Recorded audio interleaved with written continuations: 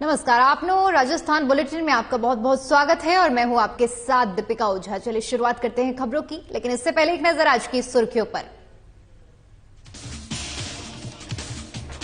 जयपुर में बीजेपी प्रदेश अध्यक्ष सतीश पूनिया का बयान, राहुल गांधी से पूछा 8वां सवाल, 2018 के घोषणा पत्र के वादे दिलाए याद। टोंक में जन आक्रोश यात्रा का विरोध, बीजेपी के लोगों ने ही दिखाई यात्रा को काले झंडे। जालौर में किसानों को हो रही है परेशानियां, सिंचाई के लिए नहीं मिल रहा है पानी, विभाग के अधिकारी नहीं दे रहे ध्यान। झुंझुनू में पुलिस ने चोरी की वारदात का किया खुलासा, पुलिस ने नकाबजन गिरोह के 4 सदस्यों को किया गिरफ्तार।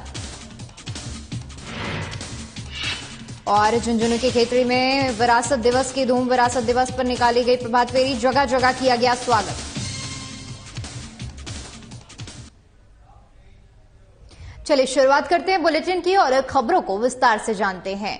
राज्यसभा विधानसभा अध्यक्ष डॉक्टर सीपी जोशी ने राज्यसभा विधानसभा में 17 देशों से 44 प्रतिनिधियों ने मुलाकात की। बता दें कि यह दल लोकसभा सचिवालय में 36वें संसदीय इंटर्नशिप कार्यक्रम में भाग लेने आया है।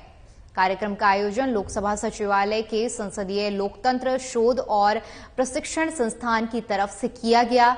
वहीं विधानसभा अध्यक्ष डॉक्टर जोशी ने राजस्थान विधानसभा की कार्यप्रणाली के बारे में विस्तार से जानकारी दी, जिसमें डॉक्टर जोशी ने कहा कि विधानसभा की कार्यवाही का संचालन संविधान, विधानसभा की नियमावली और समृद्ध परंपराओं के तहत किया जाता है। बता दें कि सभी देशों के अधिकारियों ने राजस्थान विधानसभा के सदन, विभिन्न गैलरियों और राजनीतिक संग्रहालय का अवलोकन किया। यह दल 11 से 15 दिसंबर तक राजस्थान दौरे पर है। वहीं इस अवसर पर लोकसभा और राजस्थान विधानसभा के अधिकारीगण भी मौजूद रहे।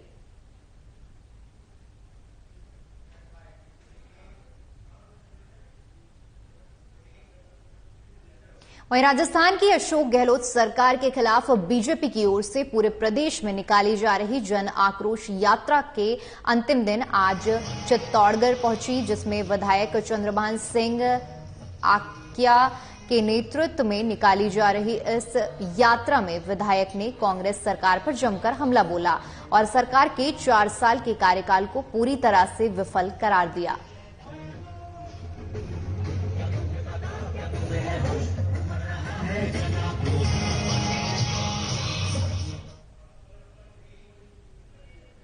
लालसोट में वित्तीय साक्षरता शिविर का आयोजन हुआ, जो ग्राम पंचायत रामगढ़ पचवारा में कृषिल फाउंडेशन और ग्रामीण विकास ट्रस्ट के तत्वाधान में लीकेज कैंप में रखा गया, जिसमें ब्रांच मैनेजर मुकेश गुज्जर तुंगी ने वित्तीय साक्षरता के बारे में बताया और money wise CAFAL branch manager Vishnu Sharma ने प्रोग्राम के बारे में बताया।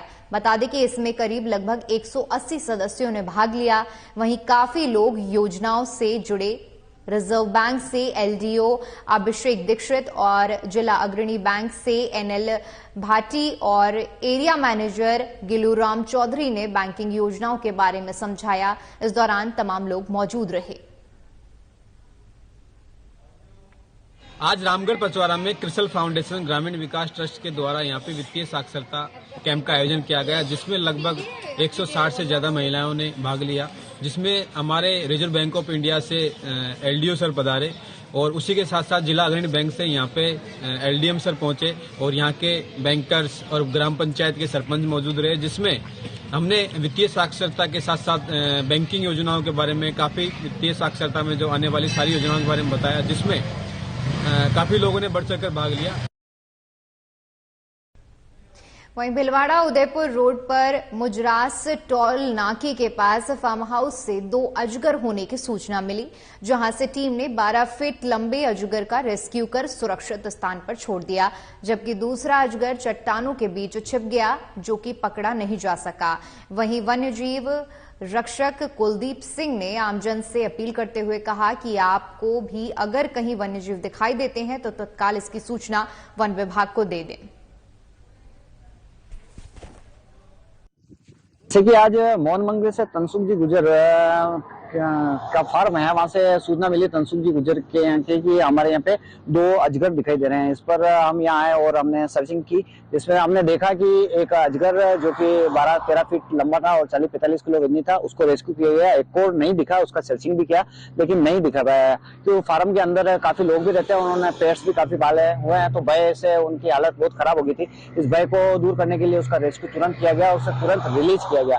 और सभी से मेरी यह अपील है कि सर्दी के अंदर ऐसा है कि धूप सेकने के लिए आते हैं और ये छोटे मोटे जानवरों को, नीलगाय के बच्चों को, कुत्तों को, खरगोशों को खाकर अपना जीवन यापन करते हैं। और मक्की की फसल होने के कारण, कटिंग के कारण अभी जो भी फसल को नुकसान पहुंचाने जानवर आता है उनका ये शिकार करते हैं और अभी धूप सेकने के लिए बाहर आए होते हैं।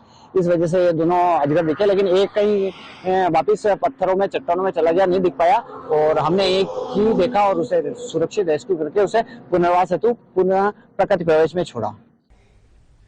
आईआईएम उदयपुर ने उदयपुर रन्स के 6ठे संस्करण का आयोजन किया, जो कि संस्थान के वार्षिक खेलोत्सव उत्कृष्ट का सबसे बड़ा आउटडोर कार्यक्रम रहा। इस वर्ष के आयोजन का विषय एकवम सहचार्य था, जिसका अनुवाद संयुक्त सहचार्य है। वहीं इसका उद्देश्य एकता और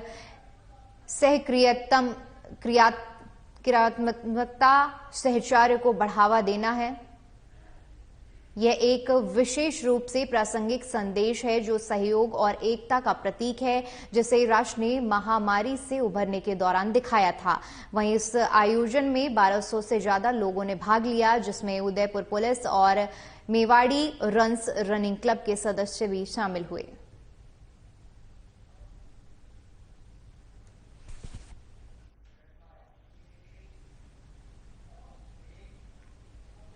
जयपुर सीकर गैंगवॉर में छात्रावास में रह रही बेटी से मिलने आए जायल के दंपत्ति निवासी ताराचंद की मौत के बाद अब आर्य समाज ने आदर्श नगर में बेटियों की पूरी पढ़ाई का खर्च उठाने का निर्णय लिया है। इसके साथ ही उन्होंने मृतक ताराचंद के घर जाकर उनके चित्र पर पुष्पांजलि अर्पित की।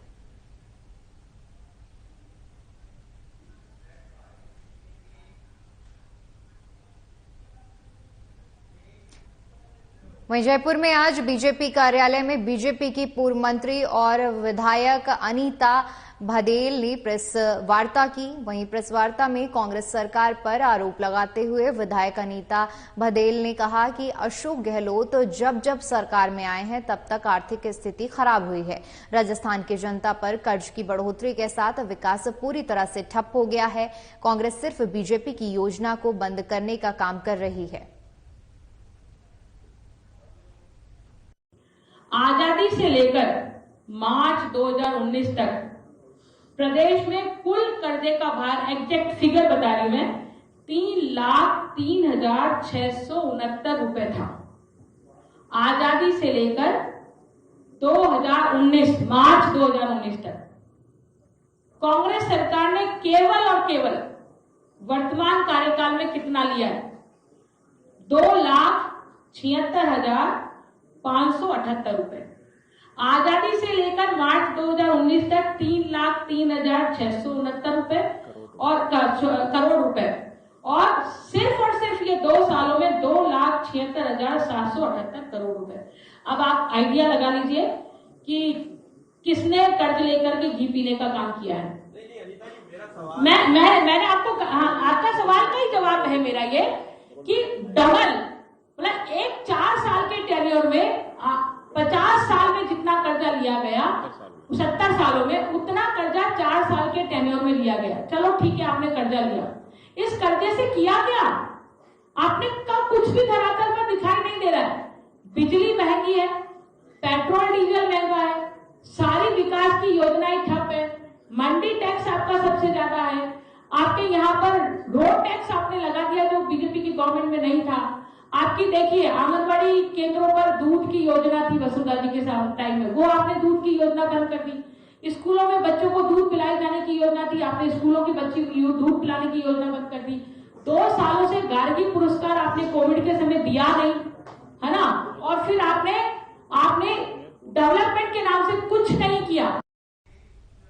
वहीं आसिंद राजस्थान भील समाज विकास समिति आसिंद के सदस्यों ने तहसील अध्यक्ष नारायण लाल के नेतृत्व में उपखंड कार्यालय पहुंचकर उपखंड अधिकारी सीपी वर्मा को ज्ञापन सौंपा।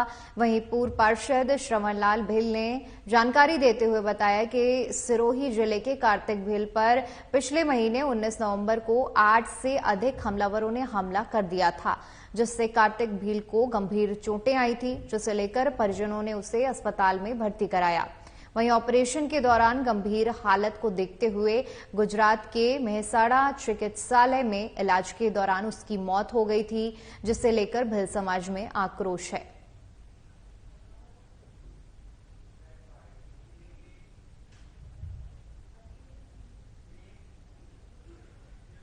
जयपुर कोटपुतली में 40 दिन पहले हुई हत्या के खुलासे में पुलिस के ढीले रवैये के विरोध में आज नगर परिषद पार्क में बड़ी आम सभा का आयोजन किया गया, जिसमें पीड़ित परिवार के पक्ष में सर्व समाज के हजारों लोग पहुंचे। सभा को बीजेपी नेता मुकेश गोयल, कर्मवीर बोकन ने संबोधित किया। वहीं आम सभा के बाद हजारों की संख्या में लोगों पैदल मार्च करते हुए कोटपुतली थाने की ओर पहुंचे और पुलिस थाने का घेराव किया।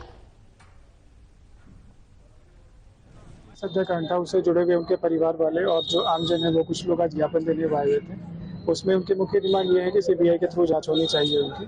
तो इसमें जो भी सरकार के उचित स्तर पे जो हम ज्ञापन दिया है उसको पहुंचाएंगे। सर, परिजनों का कहना है कि पुलिस यहाँ की काम नहीं कर रही है निष्पक्ष तरीके से, तो उसको लेकर क्या कहना है सर, क्या रहेगा? इसमें जो हमारे सारे अधिकारी है उससे बात हो गई और एसपी साहब खुद ही इस चीज़ की मॉनिटरिंग कर रहे हैं, तो जो भी होगा इसमें उचित कार्रवाई करेंगे। इसमें प्रशासन और पुलिस की तरफ से बिल्कुल ही आम जनता को निश्चिंत कराना चाहिए। सर, 7 दिन का अल्टीमेट भी दिया गया है परिवार की तरफ से, तो उसको देखकर क्या रहेगा? नहीं, पुलिस जो हमारी टीम है वो जांच इसमें कर रही है और इसमें जो भी कार्रवाई होगा वो समय पे बिल्कुल ही ये प्रायोरिटी बेसिस पे है, तो उसको उचित कार्रवाई करेंगे। झुंझुनू के खेतड़ी कस्बे में विरासत दिवस उत्सव का प्रभात फेरी से शुभारंभ किया गया, जिसका मिशन के सचिव स्वामी आत्मनिष्ठानंद महाराज ने हरे झंडे दिखाकर प्रभात फेरी को रामकृष्ण मिशन परिसर से कस्बे के लिए रवाना किया। स्वामी आत्मनिष्ठानंद महाराज ने बताया कि विरासत दिवस का खेतड़ी से गहरा संबंध है। जब 1897 में स्वामी विवेकानंद शिकागो में आयोजित हुए धर्म सम्मेलन में सनातन धर्म और संस्कृति का परचम लहराकर वापस खेतड़ी लौटे, तो उनके मित्र राजा अजीत सिंह ने ऐतिहासिक रूप से उनका स्वागत किया।